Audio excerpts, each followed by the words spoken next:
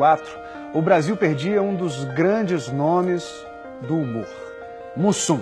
Pois é, mas suas frases engraçadíssimas continuam vivas, né, na memória de todos os seus admiradores. E agora, o Mussum ganhou uma biografia para a alegria das novas gerações que vão poder se divertir com os bordões desse nobre trapalhão.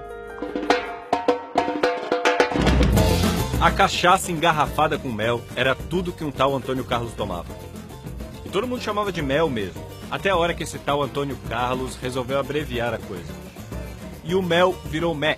Nós vamos tomar tudo de mé.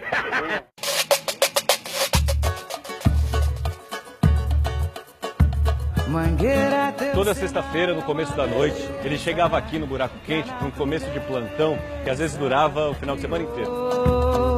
E assim, de bar em bar, de copo em copo, que ele construiu um personagem de si mesmo. Aqui ele aprendeu a ser o Mussum, só que nessa época ele ainda era o Carlinho do Reco Reco. Isso é, Carlinhos do Reco Reco à noite, porque de dia ele era um homem sério. Ele estudava o dia inteiro, alfabetizou a mãe e ralou muito para chegar a cabo da aeronáutica. Isso é cachaça!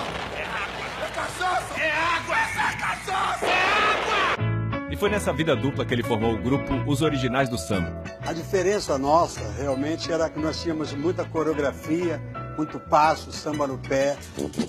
Viajaram pelo mundo.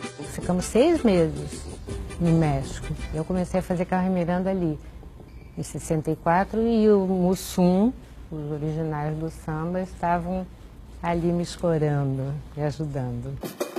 Antônio Carlos era boa praça, estava sempre rodeado de amigos. E foi nos palcos que ele conheceu Elza Soares e com ela o Mané Garrincha. Eu tinha medo quando eles se juntavam, você nem acredita. Por quê? Porque os dois gostavam de copo, né? Os Originais do Samba ficaram famosos. E um dia eles foram convidados para uma participação num programa de TV com um grande hotel. Mas o Antônio Carlos estava com medo de aparecer. Ele ficava escondido ali, entendeu? Entre os 5 ali, e deixava sempre para que não descobrissem que ele tinha virado sambista. E foi tentando se esconder que ele ganhou o apelido que o tornou famoso. O Otelo tinha um diálogo com ele, de repente, entendeu? Ele improvisou. Olhou para ele, ô Mussum! Aí o rapaz, o auditório caiu abaixo. Mussum é um peixe preto e escorregadio.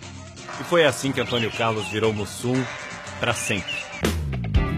A primeira vez que o Mussum apareceu sozinho, sem os Originais do Samba, num programa de humor, foi nos primórdios da escolinha do professor Raimundo, do Chico Anísio, que ele visitou anos depois. Mas esse aqui eu reconheço. Esse é o Mussum?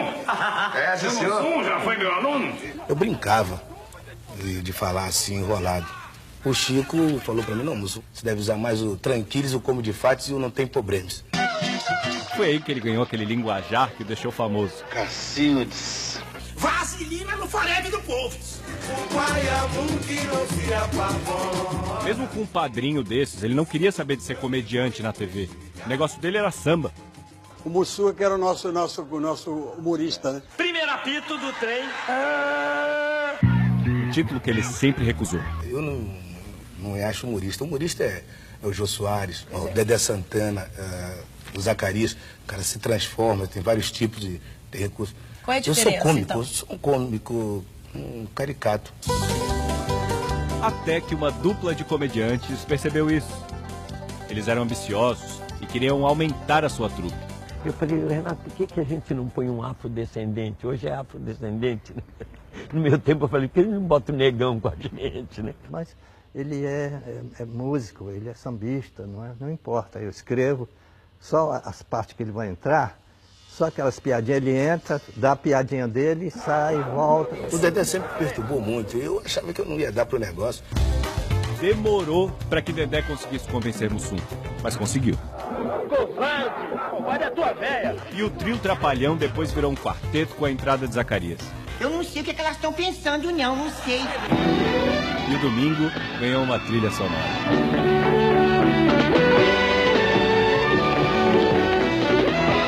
E os Trapalhões, na verdade, era a cara do Brasil, porque tinha aquele nordestino, o Didi, tinha o Dedé, que era o galã da periferia, e tinha aquele menininho que não cresceu, que era o Zacarias.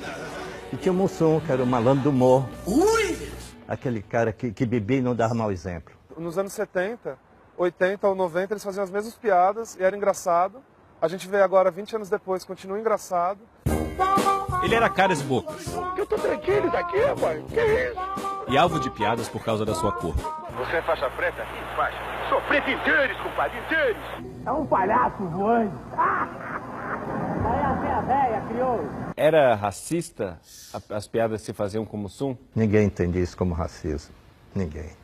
Era uma brincadeira, era uma caricatura. O personagem que ele fazia na TV era parecido com quem ele era? Na verdade, ele fazia com bastante simplicidade. O Mussum era o cachaceiro. O Antônio Carlos, ele bebia normalmente. Eu pratico trocopismo socialmente.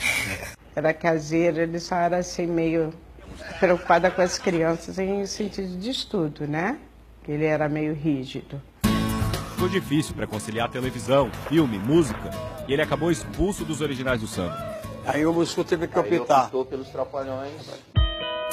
E anos depois, o sucesso dos Trapalhões também acabou levando o grupo à separação. Eu não gosto de falar nesse assunto, porque foi um ano muito difícil para nós quatro.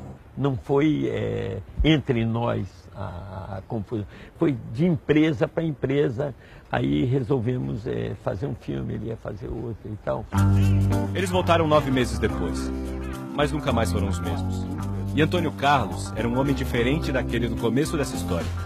Ele ouvia jazz, fumava charutos importados e bebia uísque. Em 94 vieram os problemas de saúde. Ele chegou a passar por um transplante de coração, mas não resistiu. O homem que deu alegria a milhões de crianças deixa o Brasil um pouco mais triste. Mas esse não foi o fim de Mussum.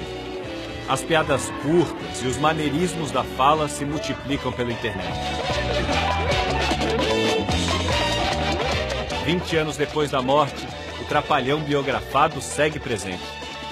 Mussum ainda está entre nós.